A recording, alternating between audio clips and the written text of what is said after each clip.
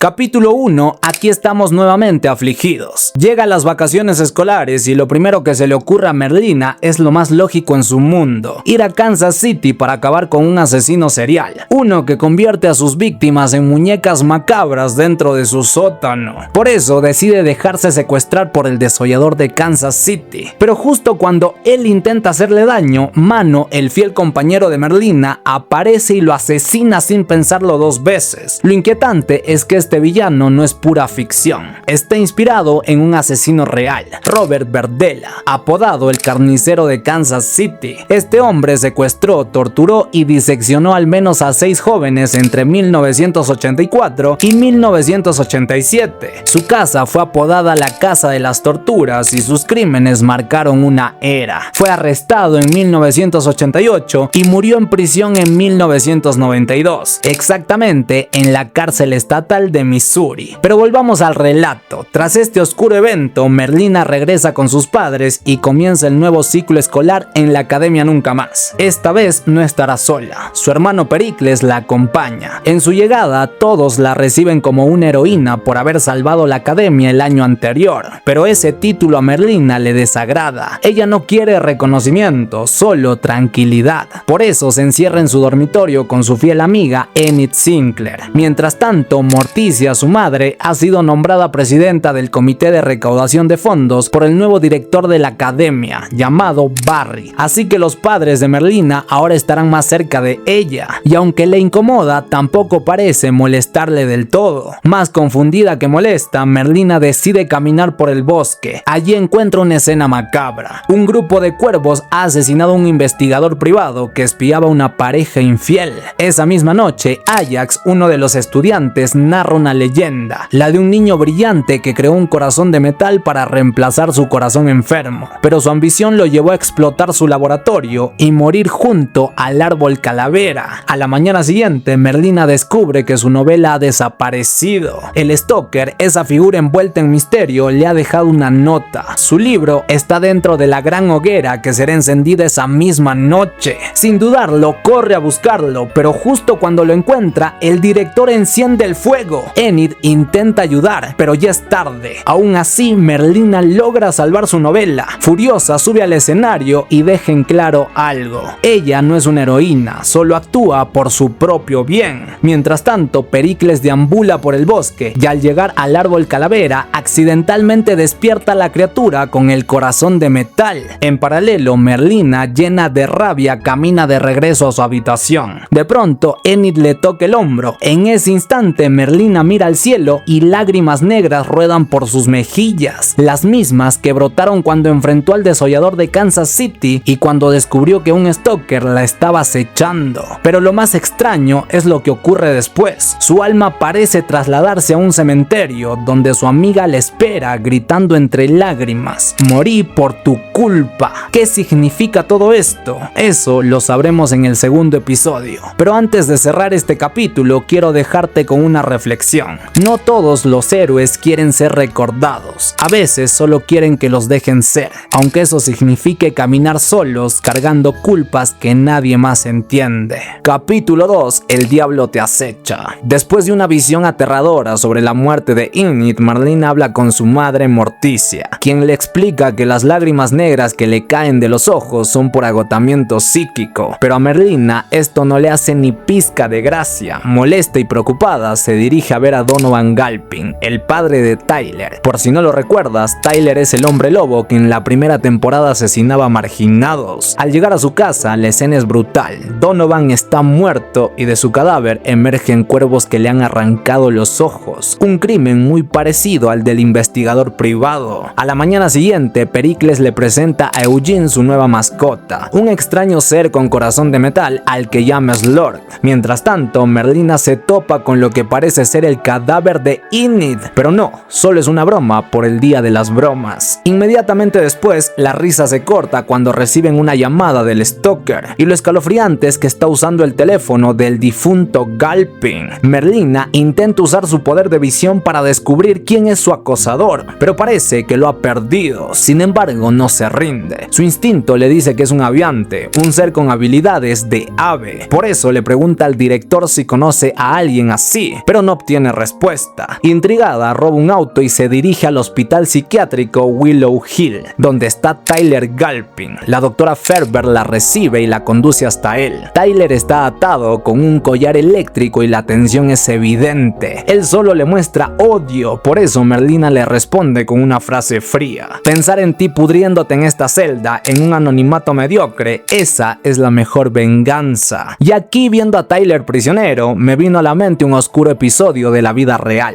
el experimento de sífilis de Tuskegee. Básicamente, en 1932, el gobierno de Estados Unidos engañó a 600 hombres afroamericanos pobres prometiéndoles tratamiento médico gratuito. En realidad, los usaron como conejillos de indias para estudiar la sífilis. Y lo más cruel es que cuando encontraron la cura, nunca se las dieron. El estudio duró poco más de 40 años. Lo relaciono con esta escena porque en Willow Hill, los normies tratan a los marginados como objetos de prueba, igual que en 1932, cuando estos hombres fueron tratados como inferiores por el color de su piel. De vuelta al episodio, Enid y Bruno, otro estudiante de Nunca Más, son secuestrados por el Stalker y atados bajo un tablero de cuchillas. Merlina llega justo a tiempo, resuelve un acertijo y los salva. De pronto, el Stalker se revela: es Agnes de Mille, una fan obsesiva de Merlina. En paralelo, Blanca Barkley visita a Morticia. Usando sus poderes de sirena, la convence de hacer una gran donación a la academia. Pero en realidad, Blanca está siendo obligada por el director Barry. Mientras tanto, muy cerca de allí, el profesor de conducción, al que Merlina robó el auto, dice sus últimas palabras: ya no aceptaré estudiantes de Nunca Más. Segundos después, Slor, la extraña bestia de metal, lo devora. ¿Será que Slor tiene algo que ver con la muerte del investigador privado y la de Donovan Galpin?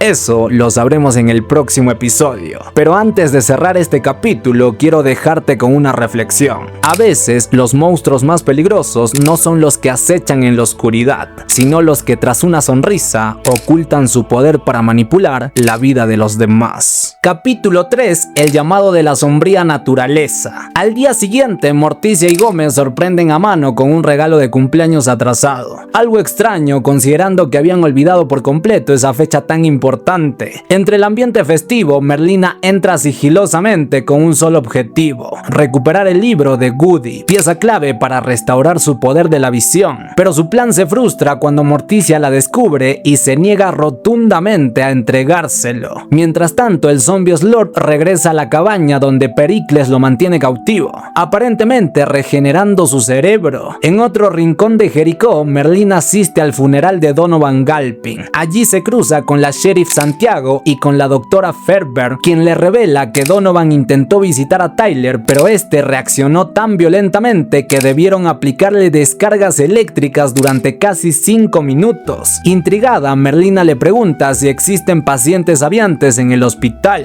a lo que la doctora responde con seguridad: te aseguro que no tenemos pacientes aviantes en Willow Hill. De vuelta en Nunca Más, Merlina revisa el teléfono de Donovan con ayuda de Agnes. Entre mensajes y notas ocultas, descubre que Donovan y el investigador privado trabajaban juntos y escondieron pruebas en una cabaña cercana, por lo que el inminente campamento escolar se convierte en la excusa perfecta para llegar hasta allí. Al llegar al campamento, Pericles baja un ataúd con Slor oculto en su interior. De pronto, unos cadetes normies aparecen reclamando el lugar. El director Barry se niega a ceder y Merlina propone resolverlo con una competencia entre excluidos y cadetes. Minutos más tarde, la competencia se vuelve intensa, pero contra todo pronóstico, Merlina lidera la victoria y Nunca Más se queda con el campamento. Cae la noche y mientras que todos celebran alrededor de la fogata, Merlina se escabulle hacia la cabaña misteriosa. Dentro haya recortes de obituarios de marginados bajo el nombre de Lois, pero sin su poder de visión no logra encontrar respuestas. Lo cierto es que esta escena me recuerda un inquietante hecho real: el proyecto COINTELPRO del FBI. Básicamente, entre 1956 y 1971, esta agencia espió y creó archivos secretos sobre activistas, líderes de derechos civiles y minorías, usando nombres falsos y códigos para ocultar sus identidades. Su objetivo era vigilarlos, desacreditarlos y destruir sus movimientos. Igual que en Nunca Más, se trataba de un registro sistemático de individuos peligrosos, entre comillas, que en realidad estaba impulsado por el prejuicio racial y el deseo de control político. Sigamos con el relato. En otro punto del campamento, Ajax por fin se acerca a Enid y le pregunta con timidez: ¿desde cuándo terminamos? Ella responde: ya no soy la misma, mis sentimientos cambiaron. Entonces Ajax, herido, remata con una frase nostálgica: creo que las ardillas y las ratas no pueden salir juntas. Inmediatamente se marcha con el corazón hecho trizas. En paralelo, Merlina irrumpe en la casa de su madre para proponerle un duelo a ciegas. Si gana, recuperará el libro y sus poderes. Si pierde, el libro será destruido. Minutos después, inicia un combate feroz en el que Morticia termina imponiéndose. Sin embargo, en el último instante, Merlina salva a su madre de ser atacada por Slord. Resulta que minutos atrás el zombie escapó de su escondite y en medio de su fuga devoró el cerebro del líder de los cadetes y casi mata a Gómez. Finalmente es reducido y entregado a las autoridades. El episodio cierra con un inquietante giro. La doctora Ferber camina por los pasillos de Willow Hill y se detiene ante una nueva paciente. Con evidente seriedad le dice: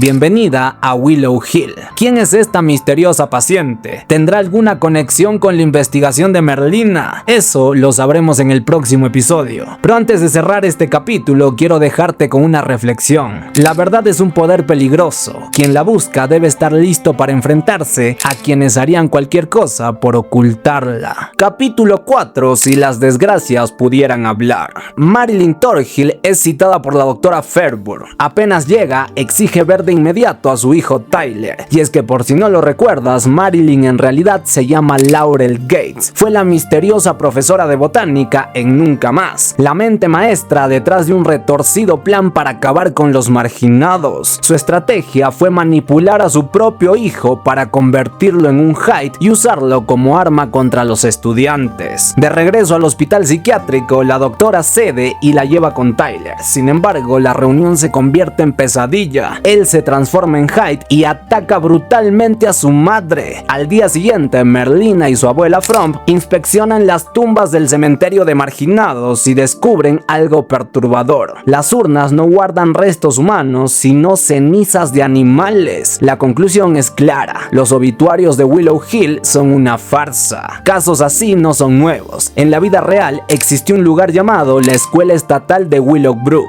ubicado en Nueva York, y lo que allí pasó parece sacado de una pesadilla. Durante décadas, cientos de niños y adultos con discapacidad fueron encerrados en condiciones inhumanas, pasillos infestados de ratas, hacinamiento extremo y experimentos médicos ilegales. En 1972, un periodista llamado Geraldo Rivera se infiltró con una cámara oculta y el mundo vio por primera vez el horror que las autoridades habían ocultado durante años. Continuemos con el relato. Decidida a descubrir la verdad sobre Lois y los marginados desaparecidos, Merlina recluta a su tío Lucas. El plan es simple: infiltrarse en el hospital psiquiátrico Willow Hill. Instantes después, Lucas inicia su operación encubierta, creando un caos monumental en la posada Paul Hollow. La policía llega y lo arresta, pero no es el único. También detienen a una misteriosa mujer. Esta mujer resulta ser la madre de Bianca Barkley y se escondía allí porque su esposo está siendo buscado por fraude financiero. Minutos más tarde, la mujer le envía un mensaje de auxilio a Bianca. Sin pensarlo, Bianca escapa de la academia con ayuda de Ajax. Ya en la comisaría, usa su poder de sirena para liberar a su madre. Mientras tanto, Lucas es trasladado a Willow Hill, justo donde Merlina quiere que esté. En otro rincón de Jericó, Merlina interroga a su madre sobre el pasado de su tía Ofelia. La respuesta de Morticia es inquietante. Resulta que en su segundo año en Nunca Más, Ofelia fue hallada gritando con lágrimas negras en las mejillas, por lo que la abuela Frump decidió enviarla a Willow Hill. Morticia no estuvo de acuerdo, suplicó, pero fue ignorada, y poco después Ofelia desapareció sin dejar rastro. En ese momento aparece la propia señora Frump. Antes de que Merlina se marche, suelta una frase clave: Augustus Stonehurst es el que firmó los certificados de defunción, una pista que conecta directamente con las desapariciones. Más tarde, Morticia charla con su madre, pero la conversación toma un giro inesperado cuando Frump le exige devolverle a Merlina el libro de Goody. Morticia se niega y lo quema frente a ella. De vuelta en Nunca Más, Agnes descubre que Augustus está internado internado en Willow Hill porque perdió la cordura. La noticia alarma a Merlina, pero no hay tiempo para procesarla, y es que una bandada de cuervos ataca la escuela. En medio del caos, Merlina distingue al misterioso aviante. Lo persigue, pero este se esfuma sin dejar huella. Sin embargo, la persecución la conduce a una sala donde se encuentra con la doctora Fairburn. Sospechando de su presencia, Merlina no se guarda nada y pregunta ¿qué la trae a nunca más? Fairburn responde con calma. La maestra Capri se ofreció a dar una clase de terapia musical en Willow Hill. Acto seguido, aparece la maestra Isadora Capri con una bandeja de té, pero su expresión delata agotamiento, como si hubiera estado huyendo de alguien. ¿Será Capri la aviante que Merlina ha estado rastreando? ¿O es la propia doctora Fairburn la que está detrás de los asesinatos y las desapariciones? Eso lo sabremos en la parte 2. Pero antes de cerrar este fragmento, quiero dejarte con una reflexión. Lugares como Willow Hill o Willowbrook nos recuerdan que cuando nadie vigila, la oscuridad manda. Y si las desgracias pudieran hablar, sus gritos serían eternos. Capítulo 4, parte 2. Si las desgracias pudieran hablar. Minutos después, Mano se cuela en Willow Hill. Llega hasta Lucas y le dice: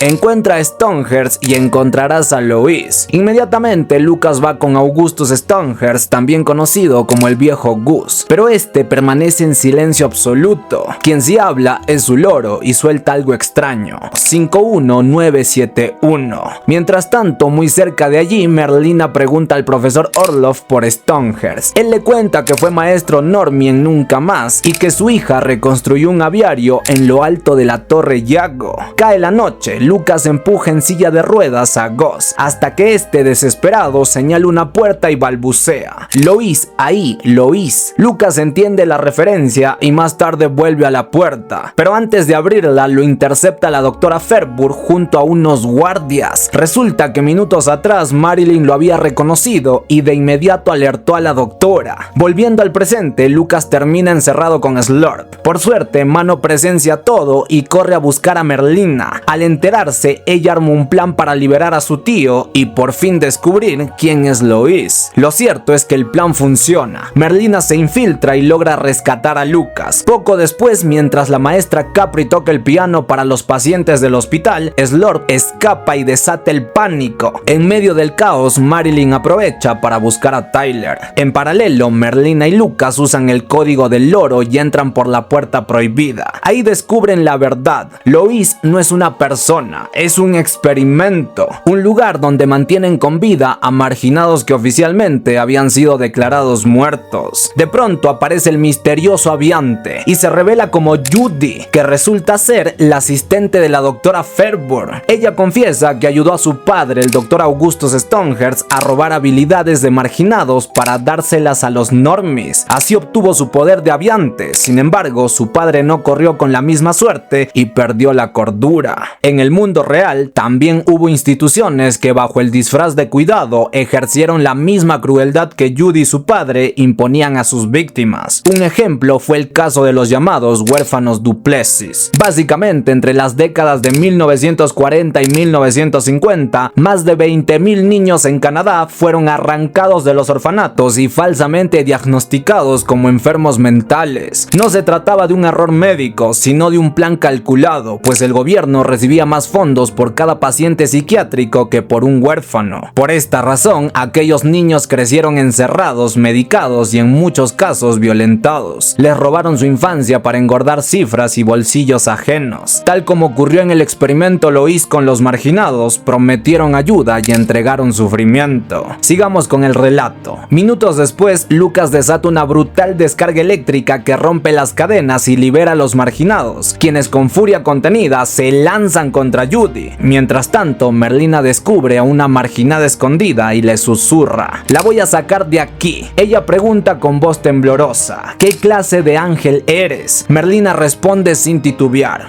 uno vengador. En otra parte del hospital psiquiátrico, Marilyn libera a Tyler, pero él, fuera de control, se abalanza sobre ella y la mata sin piedad. Al mismo tiempo, la doctora Fairburn es devorada por Slurp. Segundos después, el mismo zombie se aproxima a Augustus y antes de matarlo le dice: hola, viejo amigo. Al poco rato, Merlina camina junto a la marginada que rescató. De pronto, momento, Tyler, transformado en Hyde, la embiste con fuerza y la arroja por una ventana, dejándola inconsciente. Acto seguido, la policía llega y Tyler escapa. ¿Será este el final de Merlina? ¿Quién es la misteriosa marginada? ¿Y por qué Slorp llamó amigo a Augustus? Eso lo sabremos en el próximo episodio. Pero antes de cerrar este capítulo, quiero dejarte con una reflexión. La peor desgracia no es caer en manos del enemigo, sino descubrir que esas manos fingían protegerte.